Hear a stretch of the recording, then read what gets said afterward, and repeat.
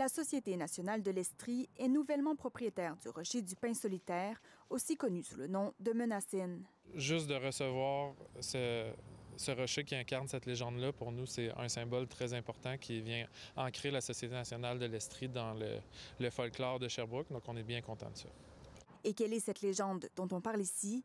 Bien plus qu'un simple rocher, l'îlot du Pin solitaire est au cœur d'une histoire qui témoigne de la présence des Premières Nations sur le territoire. Il y a plusieurs légendes autour du Pin solitaire, mais la principale, celle qu'on retient, c'est une guerre de territoire, en fait, entre les Abénaquis et les Iroquois. Au lieu d'avoir une grande guerre de confrontation entre les deux clans, chaque chef de clan choisit son meilleur guerrier qui vont tourner, en fait, jusqu'à épuisement et même jusqu'à la mort autour du Pin. Et c'est de cette victoire-là, en fait, du sang du vaincu, que poussera le Pin solitaire.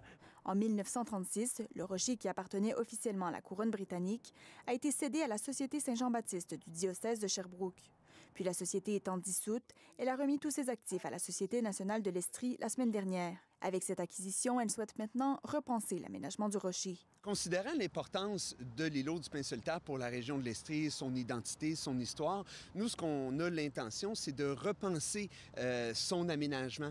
Et on a le goût de le faire avec la population sherbrookoise, avec évidemment d'autres partenaires, afin de voir si on ne peut pas renouveler, si on veut, lui donner un nouveau souffle. Emblème à Sherbrooke, le rocher capte l'attention. Cet artiste en a même fait une exposition.